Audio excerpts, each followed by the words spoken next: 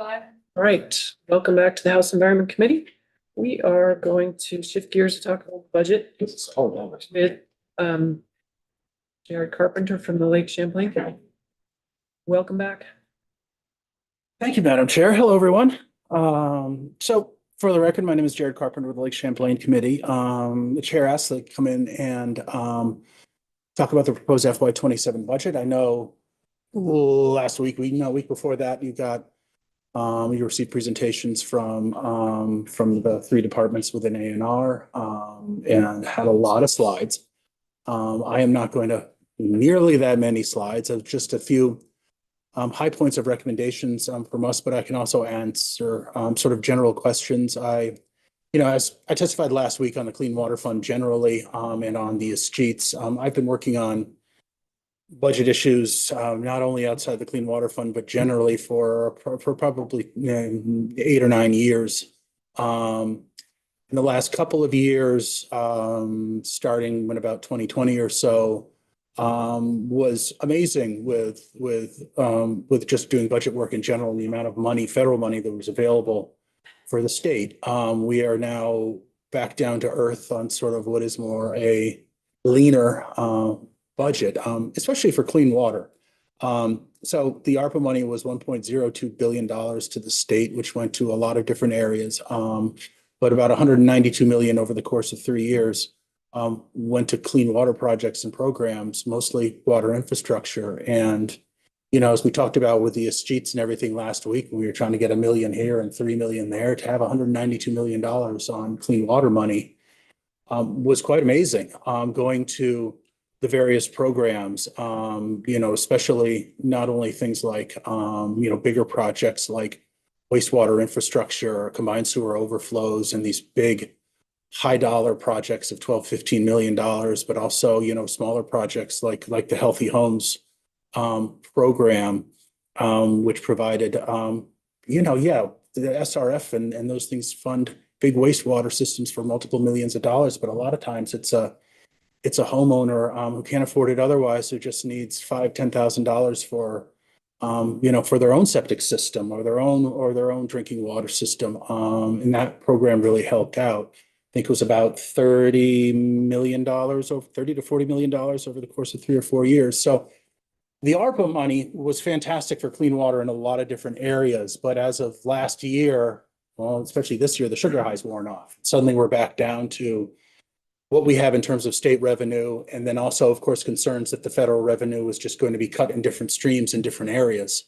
So not only is the budget leaner, but everybody is a lot more cautious about spending money in case we need to do backfilling on school lunch programs or whatever it is. And I know we've seen that with environmental money. It's environment, when money needs to be diverted to other programs, environmental money is often the first thing that is diverted. There's safe drinking water, but there's other programs. And sometimes it's hard to argue when school lunch programs are cut in half that, an environmental program gets diverted to that. It's difficult to sit in this chair, but that's sort of where we are. And I just wanted to highlight sort of a couple programs that I think will help out, have more of an expanded benefit for the state of Vermont as you guys consider what to recommend down to House appropriations. This was last year, so when I came in and we talked about it. So if you recall, there's the repeal of the 2027 sunset of the property transfer tax clean water surcharge, which this committee did. And that provides an important $7.5 to $8 million for the Clean Water Fund. There's this $14.5 million state match to draw down a bunch of federal money for the Clean Water State Revolving Loan Fund and the Drinking Water State Revolving Loan Fund. Those are the loan programs for big ticket items, mostly wastewater and drinking water infrastructure for cities and towns, a lot of which this has been needed after the floods, because a lot of towns' wastewater systems got flooded out and they needed this type of money. It's usually bonded money. It's not grant money. So it goes out at a very low interest loan over the course of 20 years. It gets paid back with what's an administrative fee of 0.2%. But it's a revolving loan fund, so that's sort of the point. There are ways to, to waive some of that, to do forgivable loans, so to speak. So that was important. And then, if you recall, you also spent a significant amount of time working on the CAFO program, the agriculture, the discharge from agricultural, farm fields and feedlots and things like that. And that was $850,000 to stand up that program, which we're in the process of standing up. I've got a meeting Friday morning for a few hours with two agencies and a group of dairy farmers to figure out, how we can come to an agreement on how that program will move forward. And it's been some great discussion. So this was some good work from last year. Things to consider this year, and I'll get into some detail about it. One of the only things, I think actually the only thing in the governor's recommend having to do with ANR's budget was $500,000 for VOREC, the Vermont Outdoor Recreation Economic Collaborative. I have to put a plug in for the chloride bill. It passed the Senate this morning. It is now S-218. It passed the Senate on second reading 29-1. It is very, very similar to the bill that you all passed out of this committee last year, just some changes to the judicial language. But I'll talk about that a little bit. And then you have spent a lot of time in context of H632 talking about the Act 121 Rivers program and the rulemaking and their capacity over at DEC to get this done. So I've put in a little plug for some more staffers there. But VOREC, so this is an initiative from Governor Scott from, oh gosh, probably 3 or 4 years ago now. It's housed over at the Vermont Department of Forest, Parks and Recreation. It is grant money for recreational projects for outdoor recreation. It's not something Lake Champlain Committee has had a lot of experience with, but I'm also on the board of Friends of the Winooski River, who I put in an example of the project they have here. It was a goal for the Barre City River Access Master Plan. So Barre residents could better access the Stevens Branch, which runs right through town there. And this helped do, public input process, access opportunities at 10 sites, from 18 initial sites, help put some plans together, put together cost estimates. The project is still ongoing, but this is the kind of thing, I'm hoping that Danny, when she came in and from FPR, talked about it a little bit, but this is a real program that helps our Vermont outdoor recreation tourists coming to the state, getting Vermonters outdoors. Something that I would hope the committee would consider supporting going forward. We would, but we don't usually hear from FPR because that's ag. Was that upstairs? Salt. So if you recall, there's now S-218, an act relating to reducing fluoride contamination in state waters. There's 4 main components to it.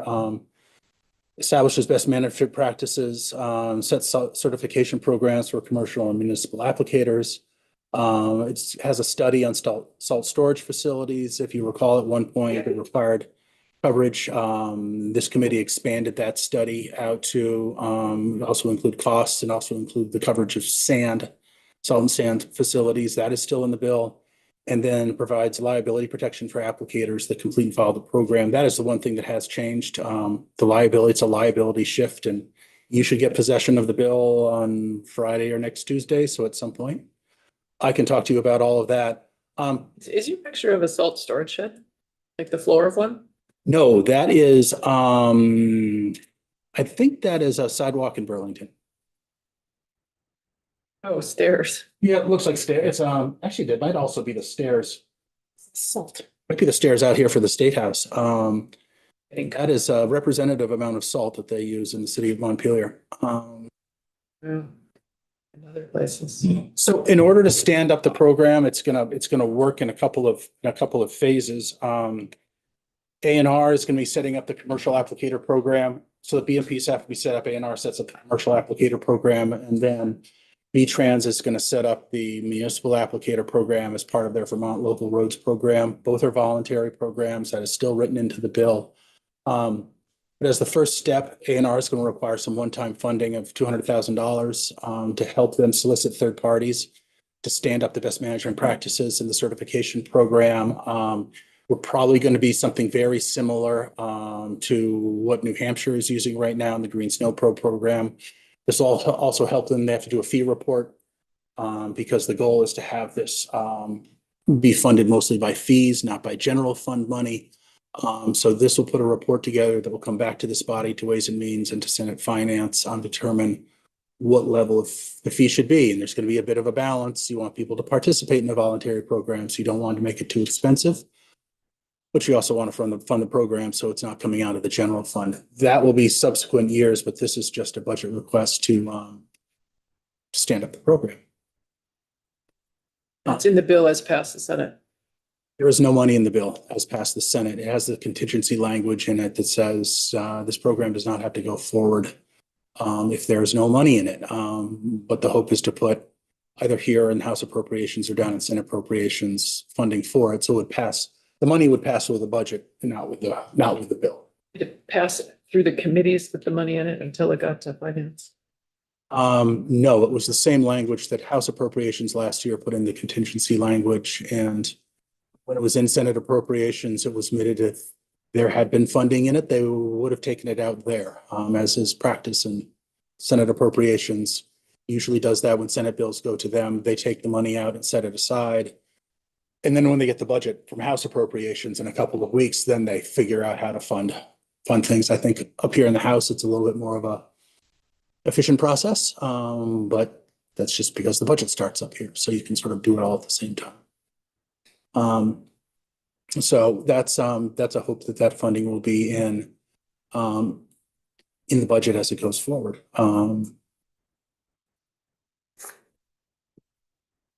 Then the Flood Safety Act. You guys, this committee has spent a lot of time over the years and this session talking about Act 121, the Flood Safety Act. But a little bit of background. I know you've been down in the weeds on the rivers portion of this. So it has three portions. It limits developed in flood vulnerable areas and river corridors, in creating minimum development standards and a study for flood resilience in floodplains. Strengthens oversight and maintenance requirements for dam owners and invests in the removal of these dams that exacerbate flooding. And then finally, improving mapping and reporting wetlands in the wetlands net gain policy. So those are the three prime components. And here I'm just going to more or less focus on the rivers program. You've talked in language about all the dates that might necessarily push back, but I always find it helpful to put them all together on one page because you can visualize it a little better. There's a lot of work there, admittedly.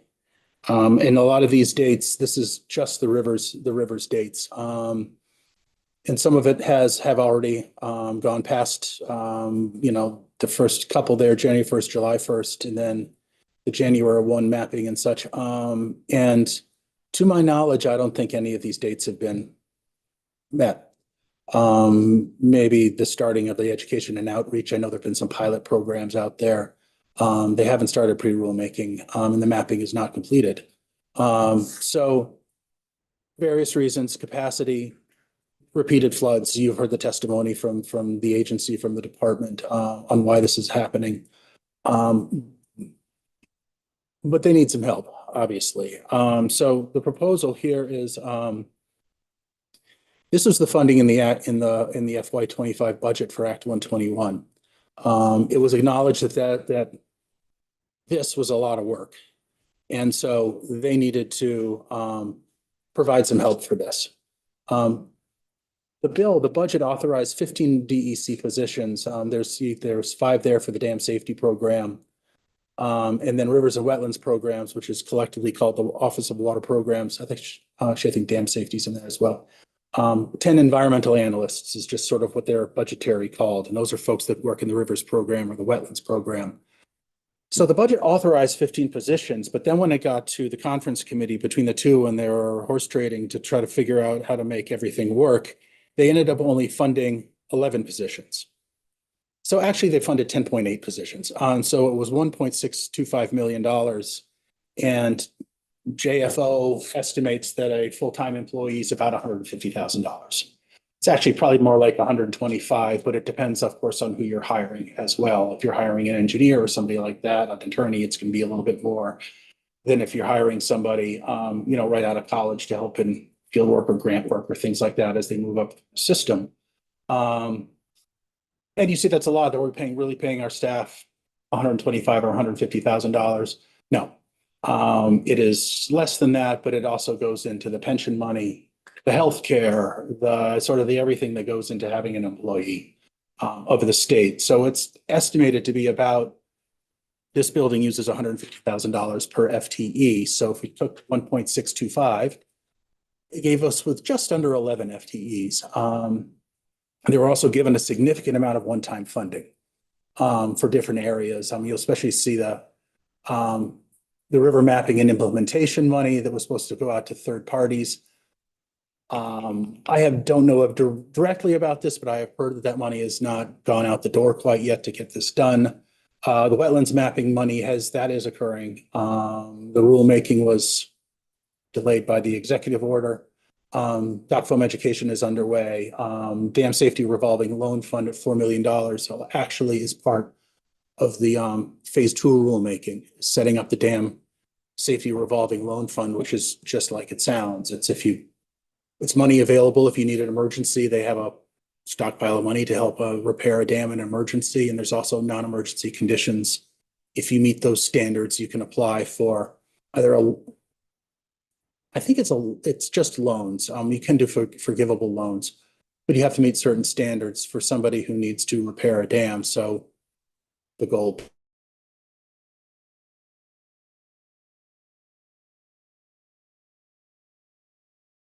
has not been spent yet, as far as I know. Maybe a little bit on Peach and Pond. But that's waiting for part of phase 2 rulemaking. So the proposal here is there were four unoccupied positions that were authorized by this body in FY25 that were not filled. My understanding is actually, and this is a recent understanding, is that some of them were shifted over to those CAFO positions that I talked about earlier. But regardless, DEC needs 4 more positions in the Office of Water Programs to help them out, preferably in the Rivers program. So that's sort of a push to advocate for here. 4 programs, $150,000 for Office of Water would be about $600,000 to put together. It usually takes about, once the money is authorized, it goes forward, actually gets over to DEC and goes through their process. It takes probably 6 months from the start of the fiscal year before they can actually have the money and start hiring. So even if the money was put into this budget, it wouldn't be available to them until July. So you're talking not immediate, but this work needs to be done. And the running punchline on this last one with the 15 FTEs was we were pushing for 15 FTEs, and A&R was not advocating for more staff for any of these programs. So they won't come in and tell you that they need more staff because that's not part of the budget, but they need more staff in a lot of different areas. And this would help out tremendously. So I think that's my last slide. Yep. And I actually followed up on that kind of interest in the timeline. I appreciate you're putting the dates in and the deliverables just on that summary slide, and then checked in with the deputy commissioner, and he reminded me that in the presentation we heard from they had a Gantt chart that we're promised to get a more clear PDF of, and so hopefully that will be delivered to us. But it is in a slide in the presentation from the flood manager, I think it was. Okay. The 7th of January. So there is a kind of explanation, a graphic explanation of their timeline of how they're going to spend those dollars. That would be great. So those are just, the 3 when I've come in and talked to you all in the past, when there was a lot of ARPA money, we were talking 50,000 here, and that's, or 5 million here and 15 million there, and all sorts of big dollars. These are not huge requests. They are smaller, and my apologies, Madam Chair, for When I think this committee, I just think A&R as a blanket, not necessarily that Forest Parks and Rec is actually upstairs and House Ag, food resiliency and forests. Thank you for your testimony and for bringing this all together for us. Sure. Representative Logan. We know that the ARPA funding is coming to an end, or ARPA range of federal funding pots are coming to an end. You mentioned programs that have been that have come into existence because of that funding. Do you know how many of those may not have been included in the budget, what those programs were? I feel like we're missing information about programs that just aren't included in the budget because Right. I mean, there are, well, they're ending that we may not want to end, perhaps. yeah, there were, well, Healthy Homes is one of them. I mean, I think once I will have to go double check. But I don't think there's a budget request for Healthy Homes, in the FY 27 budget. There were a number of, I think 5, maybe 6 separate grant programs that were created to deal with flood resiliency, buyouts of homes, just, basic repairs, helping towns that had money put into them, either FEMA or ARPA money, that now don't have any money in them, that are sort of just there.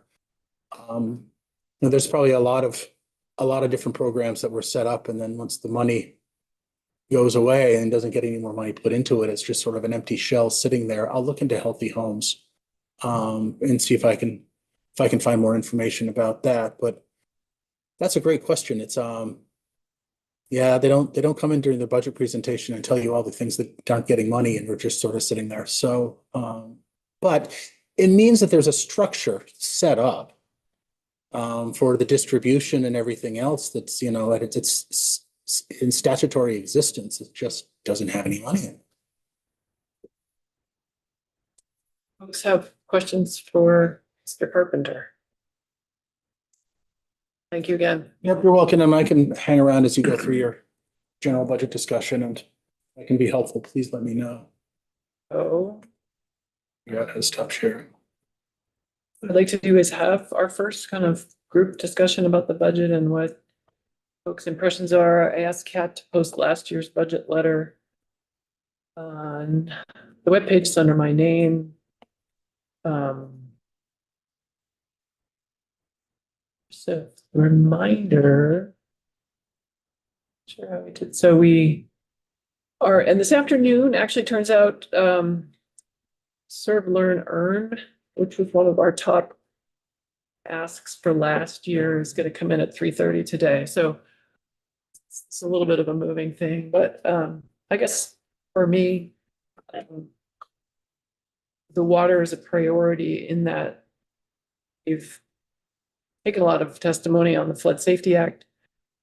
We've been asked to reduce the jurisdictional threshold area at the River Management Program, primarily because of staff capacity concerns. And I guess I would like the committee to talk about a recommendation for increasing their capacity rather than changing the standard by which we are looking at impacts to particularly our most sensitive headwater streams.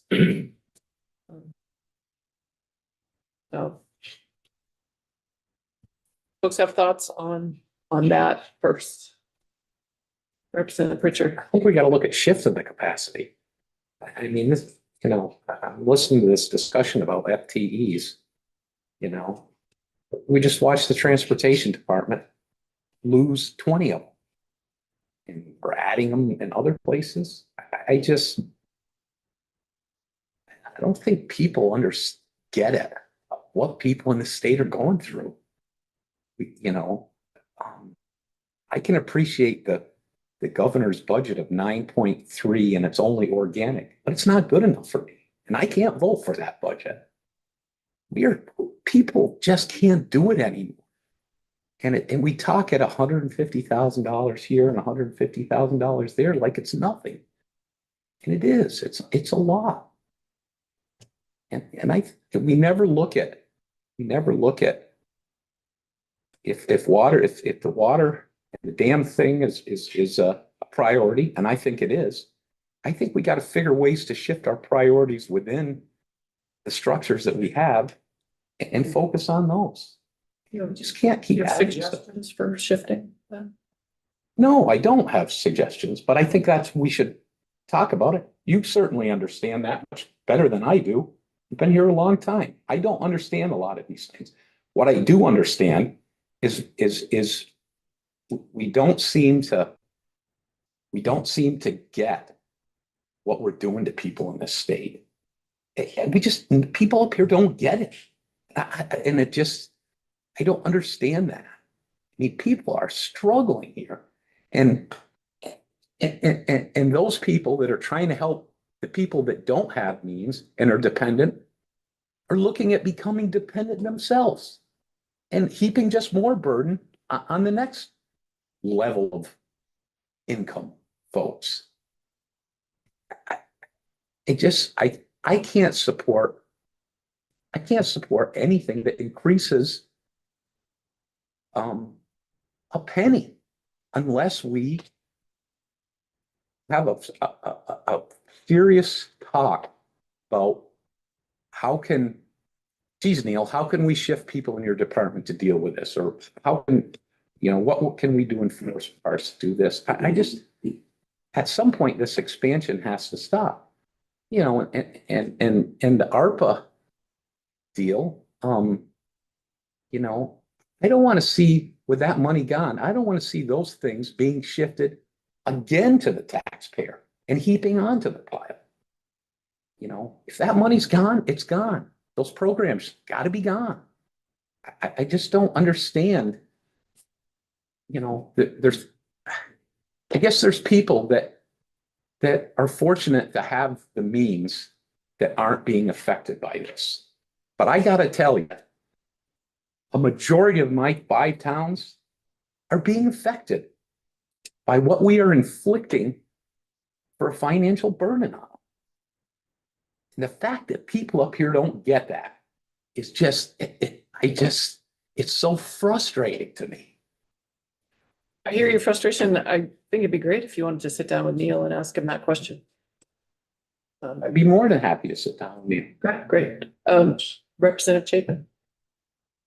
A little bit flowing from Representative Pritchard. This is just me brainstorming and thinking in the moment as we start this conversation. I guess I am,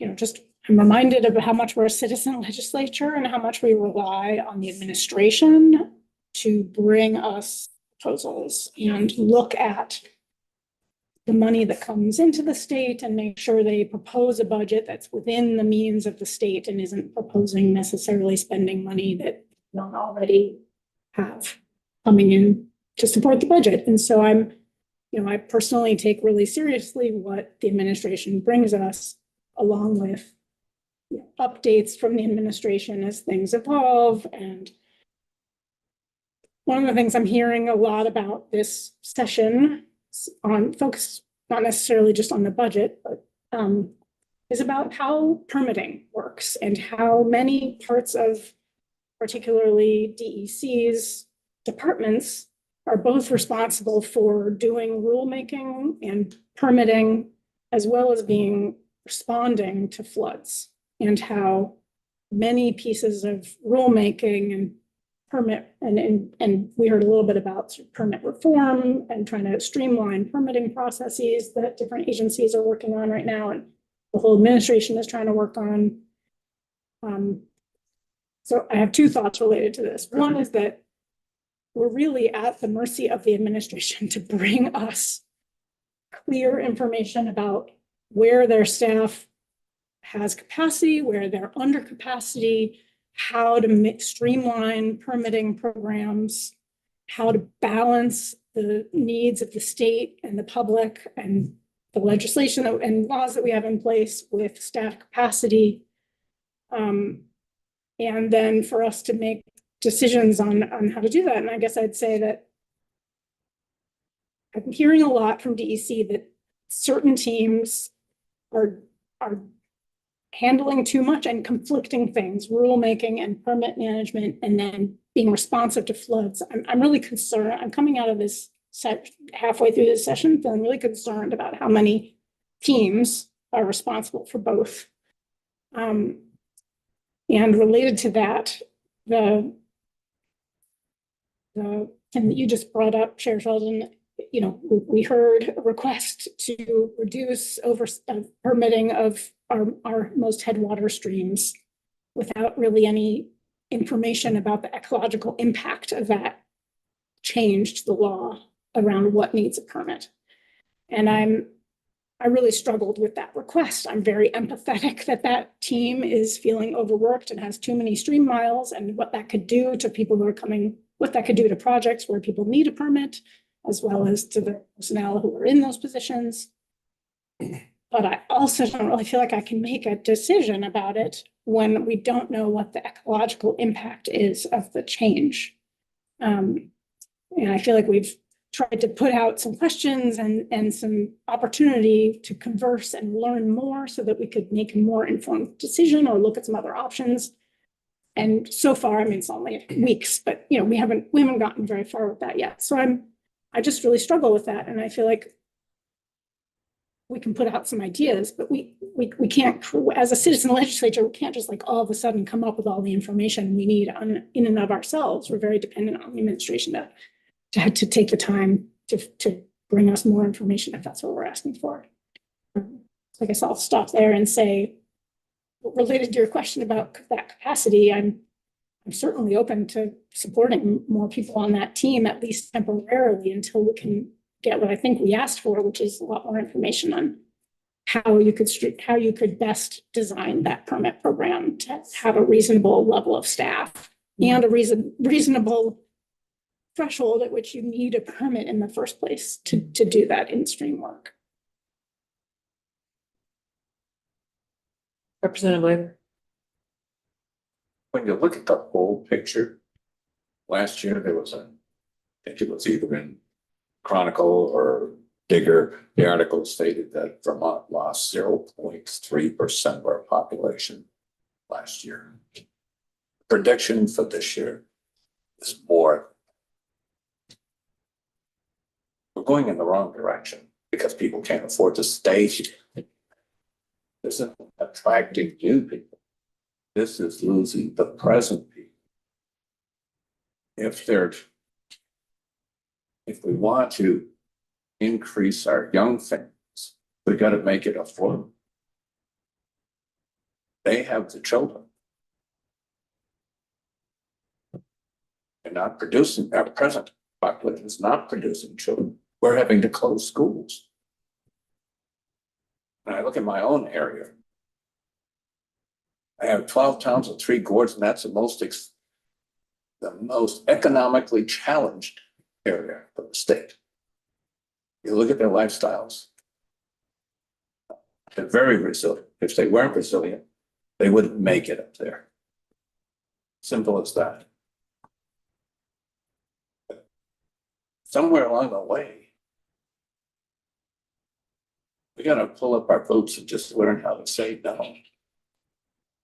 I And guess that's a hard thing to do. I'm hearing you on the affordability things. I'd love to get into the details of what you want to cut. Bring it on. Like, what do you guys want to cut? Well, we ought to cut some of the foolishness about electric vehicle school buses. Okay, in our area of jurisdiction, Yeah. in the programs we are the No, most I'm familiar with. addressing it. I'm addressing the gross misuse of public funds. Those buses couldn't be charged because, it's not above 40 degrees. What state do we live in? We got 6 months you don't get above 40 degrees for routine charging. Can't put it in a garage. Why can't you put it in a garage? Well, they get too hot and the insurance companies won't insure the garage there for the buses. So you got $1.6 million of waste that could be used for. My wife works on a food shelf. Where's that money coming from? Farm to forest and support the farmers. 2% feed 98% of the world. Representative Logan. I will admit, I helped draft the budget letter last year. I'll help draft the budget letter again this year. I still think, we asked for information in slightly different formats, appropriations asked for additional information. It's still hard for me to tell how the budget all fits together, and we don't see the level of detail, line by line for programs, the source of the funding for each program, whether it's base funding, whether it's federal funding with state match from base funding, et cetera. So I think it's really hard to point at anything in the budget where we have the authority to comment, like outside. But it's hard to say that there's any waste at all in the A&R budget. And especially because so much of the spending is project based. And for laws that we've passed ourselves that address, I think, the affordability of life in Vermont, frankly, if we're talking about not doing the work on rivers that we want to do, we're talking about billions of dollars out of Vermonters' pockets by not doing the preventive maintenance that we have to do. So there isn't any part of the budget that we've looked at for Agency of Natural Resources that's in our area of jurisdiction that I feel like is wasteful. And if we could ask, in my opinion, some of the programs that the agency manages, there's a huge intention to make them as impactful economically as possible. So one of the things that, for example, I've learned about related to this 3-acre permitting conversation that we've had, and Jared mentioned it as well. One of the things that ARPA funds were funding was the Healthy Homes Initiative that provided funding for manufactured housing communities to fix their water infrastructure. Drinking water, wastewater, stormwater, and drainage systems. It also provided funding to low and moderate income Vermonters, to residential property owners, including multifamily properties, with repair or replacement of funding of their on-site water and or wastewater systems. So yeah, that was federal funding. I wish that funding were still coming from the federal government instead of, lowering taxes and spending more on defense and law enforcement. Personally, I'm not happy about the fact that less funding is coming to Vermont to help low and moderate income Vermonters replace their water systems on their properties, which is, I think, a very good thing to do. If anything, I think maybe there are some areas in the budget outside of our committee's jurisdiction, where the legislature could decide to shift funding back into programs like the Healthy Homes Initiative. So I would advocate that we include that in our list if we learn more about it, how much, average project costs for a lower moderate income household, and keep that going. It seems like that's exactly the kind of stuff that we could be doing to lessen the burden for low and moderate income households in Vermont. We're losing the federal funding, so I think we ought to try to find it somewhere else in our budget and ask for more for that program to keep it going. And there might be other programs that we just don't know about, because I think that the administration is not going to come in here and tell us about what they're not funding. They're going to tell us what they are funding in their budget presentation. And I think we'd have to ask very pointed questions to get more information about the things that they're not funding anymore. Anyway, that's one thing that I am I'm disappointed if there is in fact no funding for that program for FY 2027, that I think you should fund it. Representative Tagliapia. Couple of things. Number one, we're only one of 14 committees. Us trying to figure out how we're gonna clean up the budget alone is never gonna work. With respect to transportation, we're doing way fewer roads. Half the number of roads paved to maintain a 10-year loop, 10-year cycle. So if we want people to be able to get to their jobs, the ones who are working, then we better think about maintaining our roads and finding ways to keep the transportation budget whole. The governor, the administration, there's a lot of finger pointing. It seems like the legislature points at the administration and the administration points back. 0625, the governor's executive order, he laid out a plan to try to help jumpstart and make things more affordable and make things go smooth. And within 2 weeks of being here in this committee, we heard about how to shoot down that proposal. So the finger pointing goes both ways. We have the Chevron deference decision that came down, I don't know, a year and a half ago, that said the legislatures stop telling other agencies to do your job, do your damn job. And we need to do our damn job. We just had the endangerment finding shot down that will help make cars and other things, when the rest of the endangerment finding is shot down, much more affordable. We need to take a more science-based approach to a lot of things. And with respect to our budget, this climate super fund, I would like to see it completely axed, the budget, whatever's in there, because we didn't see anybody come through looking for climate super fund money. I think the budget last year, the governor's in his budget was cut to 350,000, but this budget letter is, if I'm reading it correctly, is 825,000. Last year's budget. Yeah, I know. This is a budget letter that came from Chair Sheldon. For last year. Yeah, I don't know what this year's ask is.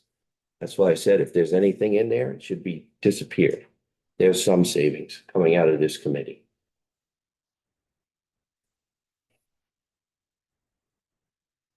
Representative Chapin, then Richard. I would love to consider including the additional one-time funding for the conservation districts that we were asked about last week. It's not a lot of money, but it does help. The conservation districts do a key job, very grassroots level, to bring down federal money, particularly through NRCS. And now NRCS has lost a number of engineers, and the whole pipeline of NRCS potential funded products is slowing way down across the state. And to make sure we continue to pull those funds in, the conservation districts are expanding capacity just in that sort of coupled role that they play with NRCS. And I think it's a really, I think that the return on investment, that there's a really strong positive return on investment for a couple of $100,000 to make sure that that capacity can at least stay even across the state with the conservation districts. And then they also are really helping drive a lot of the clean water projects on the ground. And again, a loss of capacity would slow down our clean water projects, phosphorus related clean water projects. Representative Pritchard. Listen, I'm not questioning any of the good that all these folks do. They all do good. All these departments do good. But they continue to grow beyond the means that we have to support them without consequences that I don't think a lot of us understand. We had some folks come in that gave testimony, and I listened to them a while, and they have 8 folks on their staff. And they explained to us, you know, all the good work that they do and what they have to handle here. And I wrote it down. 8 people take 1,800 calls a year. They do 766 site visits. They issued 250 permits. And I watch people say, oh, we get their understaffed. We've got staff, you know. I heard that going around the room. based on a 5-day work week, not a 365 day year, a 240-day work week, work year, 1,800 calls divided by 8 people is less than 1 call a day. 766 site visits is 1 site visit a week. 240 permits are 1 permit.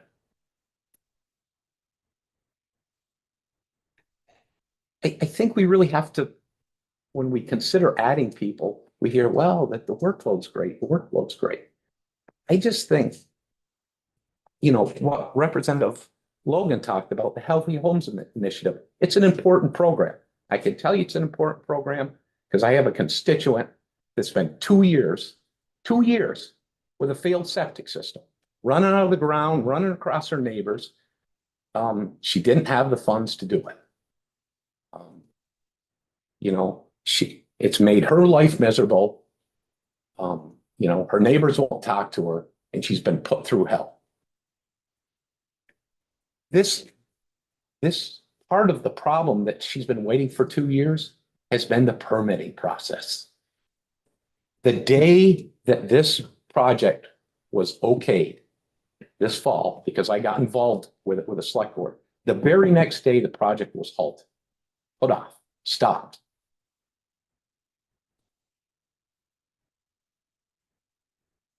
It's not just the expenses of the budget that are affecting people. We got to look at streamlining. I had Jose Oliver come in and speak to the caucus for Vermont's economy. Here's a guy that has bought a property 3 years ago. 3 years ago. He just got his Act 250 permit and he spent $1 million. $1 million between permitting and regulatory and 3 years. It's ridiculous. And we need folks like Jose Oliver. We need to welcome him here because Jose Oliver hires people. He does necessary services for people. He donates. The charities that he donates to he just does a lot of great work for the community. And we're discouraging people from coming here and helping us afford all the things that we want. And we're reaping what's happening with people leaving. People can't afford stuff. We just got to live within our means. And I think we just have to prioritize these things. I've never questioned the work that the ANR has done or any of these other places. We've got to live within our means. And we just keep continuing to not do that. Okay, we have Michael O'Grady here for a limited amount of time right now to shift gears. So I think I'm going to do that. Welcome you to the beginning of our budget conversation.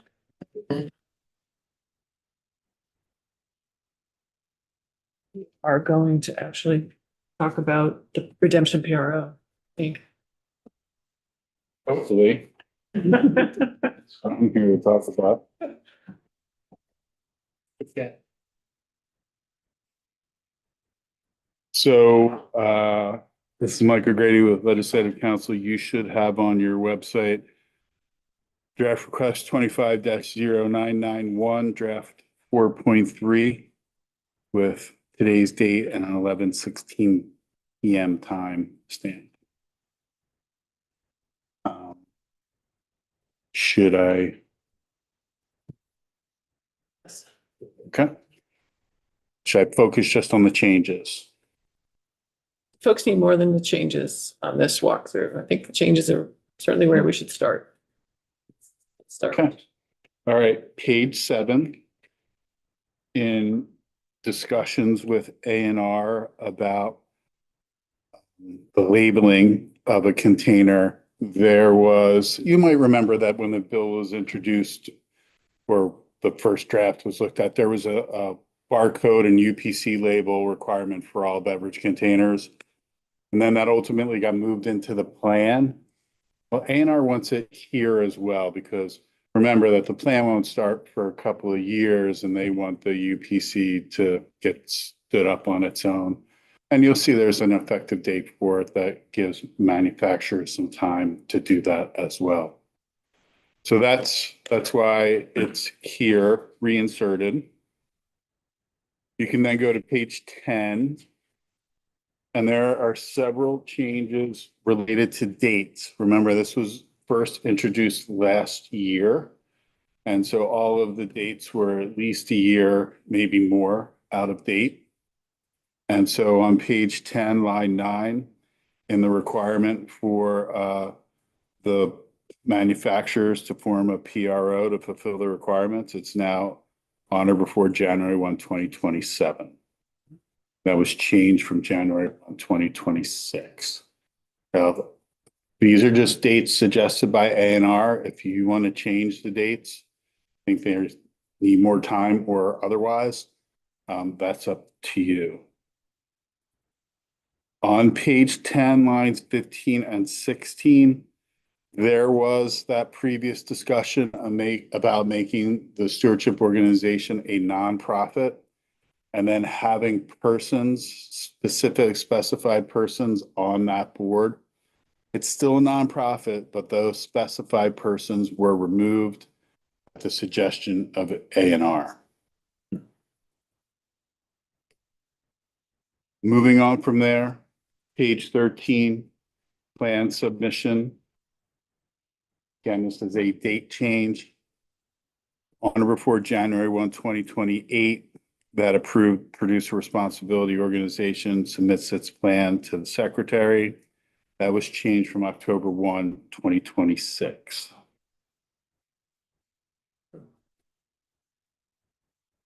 That's a big change. October 1, 2026. So remember, the PRO is going to be forming January of 2027. And then to develop the plan, go through the public participation process that the plan is required to have. They're thinking a year. So is the January 27 date to kind of, January 27 is when they form the PRO. They form that. what was the previous date there? That was July of 26. Let me check. January of 26.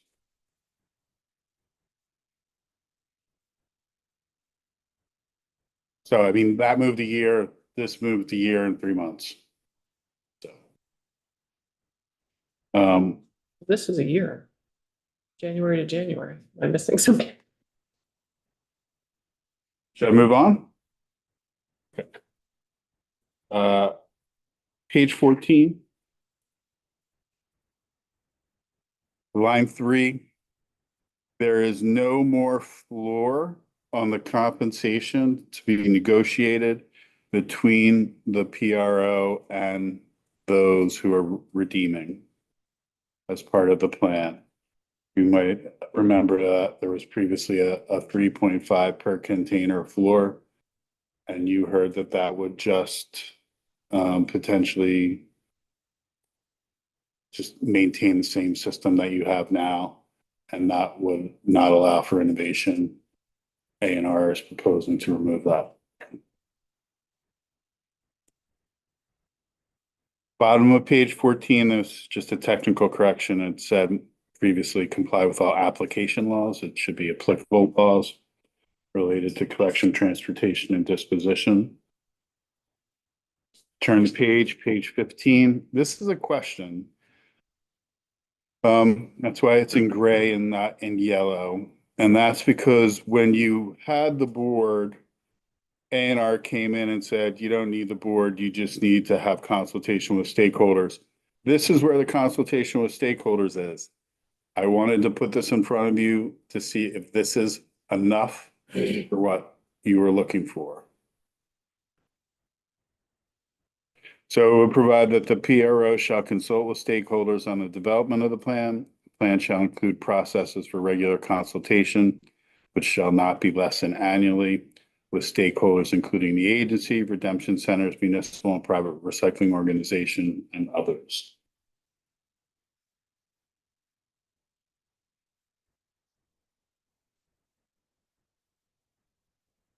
Okay, should I move on? All right. Yeah, what, did we have a suggestion or something more? A little more of a check back or more of a input from the stakeholders? I can't remember if there was language before that had more. I mean, that's why I'm putting this in front of you. It's like you had that conversation, but there wasn't any specifics added and ANR didn't offer anything. And so I'm putting this in front of you to see if you want. But in the draft before we created the one right before this, where we put specific members on the board, Right. is this the same check-in, that language that we And have? check in that was in there. Okay, moving on to page 16. Bottom of the page. This is a timing requirement for how long ANR has to review a proposed plan, review or approve or not approve. And then there's going to be a period after approval where the PRO will have time to stand it up before implementation. So page 16, line 19 to 21, going on to page 17. Within 90 days after receipt of a plan, the secretary shall review the plan and determine whether or not to approve it. Plan shall be approved after concluding that the plan meets the criteria established in section 1532 of the title. That's where you list all the plan requirements. Page 17, line 4, I broke it up into 2 sentences. It was, Question from Representative Chapin, sorry. Sorry to interrupt right in the middle of your sentence. That 90 days, I don't remember what was in there already, but what happens, what, there doesn't seem to be any enforcement of that. Is there some kind of ramification if it doesn't happen? no, it's, they have 90 days to approve or deny. And so, Busy with other things and they don't get to it until 120 days? and considering the conversation I walked in on, that's what happens. If they're running out of time, they deny. And they ask for reapplication. But has the Agency of Natural Resources said this was a realistic timeframe? That's what, this is their proposal. Yeah. Okay. I was just curious if there was any enforcement, right, or ramification. Thank you. Then on page 17, lines 6 and 7, the stewardship organization shall implement an approved plan no later than 6 months after the secretary's approval. I want to, let's just say the producer responsibility organization.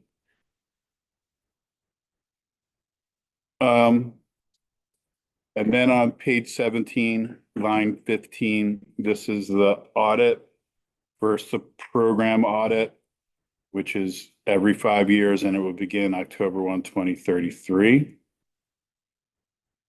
Remember, the whole program starting 28, so this is 2033. And then 2029 for the fiscal audit and annually thereafter. Those were changed from 2032 from the program audit and 2028 from the fiscal audit. Page 18, lines 15 and 16, these are in the goals for redemption rates. First, the redemption rate goals for 2037 and 2042 were removed at your committee's decision last week. Then the date for the first goal was changed from, I believe that was 2028 to 2029. And then on page 18, line 17, the report, I believe that was changed from 2027 to 2029 and annually thereafter. Representative Pritchard. I don't remember us talking about there used to be 4%, right? And the dates were different. There used to be 4 goals, yes. And there was a discussion that the goals for 2037 and 2042 are too speculative. And you requested that they be removed. And as part of that conversation, A&R has proposed moving that first goal from 2028 to 2029. Discussion with committee. I Yeah, in committee. Hmm. Yeah, publicly. I think you were the one that proposed. I wasn't. Anyway, we had it on the Okay. record. Somebody on this side. I'll agree. Should I move on? On page 21. Oh, that's 22, I'm sorry. This is the change to the Clean Water Fund. This is the A&R proposal. This moves $1 million in fiscal year 2030, $1 million in fiscal year 2031, 750,000 in fiscal year 2032, and 750,000 in 2033. And by moving it, I mean it's moving from the Clean Water Fund to the Solid Waste Management Assistance Account for the purpose of the grants under that account to the Product Responsibility Organization for the stand-up of the collections. Representative Sakowicz. Michael, we were giving this money to the PRO. We're told that it's for primarily for capital expenses or equipment. My question is, who will be owning that equipment once the money is spent and it goes into service? The bill does not currently address that. And it's possible that a grant agreement between A&R and the PRO could address that. But there is no specific provision whether or not the PRO would buy it and then lease it to a redemption center or buy it and sell it to a redemption center. Or would they make grants? Would they pass through grants from the PRO to redemption centers or retailers for the retailer to buy it for purpose? None of that is in the bill right now. If the bill were to pass as written, how would that all get worked out? So you can turn to page 25. This is where the Solid Waste Management Assistance Account is being amended to allow for grants from that money that was just transferred. And this is where it would be. Now, the state grants have significant conditions on them. Administrative Bulletin 3.5 or 5.0, I can't remember which, puts specific conditions on the award of grants of state funds. There's reporting, monitoring. You have to have a specific goal. They withhold a certain percentage to ensure that you've met all of the requirements. So that's how an A&R can basically write conditions into the grant. But you're not dictating what those conditions are. So I will say this, it's very consistent with the grant authority that's already exists under the Waste Management Assistance Fund with different grants that are underneath that. They're not very detailed in their directive to A&R. So this is consistent with language that's already in statute. But you don't have to be. You can be very specific if you want to.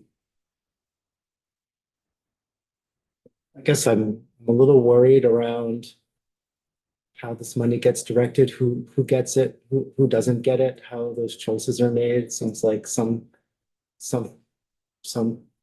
private individuals might benefit quite well from this sort of a program, and others might feel elsewhere with nothing. It seems like there might be some potential equity issues around who gets the money. It also seems like we should have a sense of, my understanding is that, the whole idea of this bill is that we want it to be possible for us to have a better redemption system. But it's not like an economic development program. We're not trying to put in place a program that makes it possible for individuals to increase their profits at the expense of the state. It just seems like there's a lot of questions in terms of how the money would actually get spent. And yeah, it's just off the top of my head. Well, I don't have answers for you, but you have time. Remember, this money isn't being moved from the Clean Water Fund into the Solid Waste Management account until fiscal year 2030. I mean, you've got a couple of fiscal years before then if you wanted A&R to propose how they would run this grant program. Do we have a way of finding out what other PROs have done in other states? I mean, I can research it, but I don't know off the top. I would have to do that individually per state.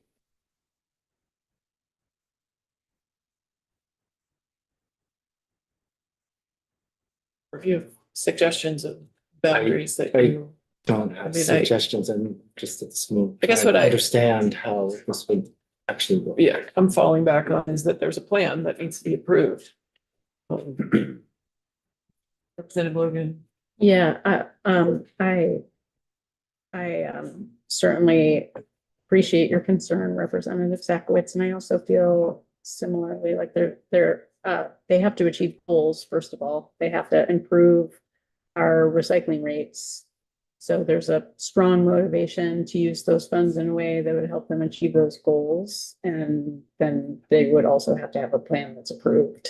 So it seems like there's opportunity to continue to provide oversight, but then that's also part of the purpose of creating a program like this that's managed by the producers themselves, that kind of like give them a structure and then they're accountable as in the goals, and we don't tell them how to do it. They tell us how they're gonna do it. I'm more comfortable with the funding, especially if it'll help them stand the program up quickly. But I do wish we could keep that money and use it for other things. And they have to meet regional, I mean, they have to have a certain number of redemption centers all around the state. Which, I think, and they're nonprofit. PROs are nonprofit, but Yeah. we're getting the equipment will be profit. Well, I guess we could say the PRO needs to own the equipment, but I think we want to be careful to Representative Logan's point about the micromanagement. Okay, moving on. And then page 26. These are the effective dates. The act takes effect on July 1, 2026. That had been 2025. That reference on page 26, line 3 to section 1524, that used to be 1531. 1524 is where the UPC and barcode is now. Remember, it wasn't in the original section, but we put it back in. Then page 26, line 4, the requirement for the UPC label is now July 1, 2027. It had been March of 2027. And then page 26, the prohibition on sale without participating in the PRO. That takes effect on March 1, 2028. It had been 2027. Thank you. Speaking of the UPC, took testimony from Bree Deatley last week that indicated that somehow the reverse vending machines and the distributors, did you have a chance to talk with Matt Chapman about that? Like that they were not, in some cases, they weren't reimbursing for those deposits because the bottles were, cans were crushed? I didn't talk to Matt. I tried to do some research on it. What I found is that some don't accept glass and some have a readability requirement. I wasn't able to confirm that the crushing affects the readability requirement. I do need to talk to Matt about that. It's like a funny, potentially just very interesting piece of information. That'd be great. Thank you. Do members have questions for Michael on this? All right, thank you. Take a 5-minute break and then we do have Serve, Learn, Earn coming in.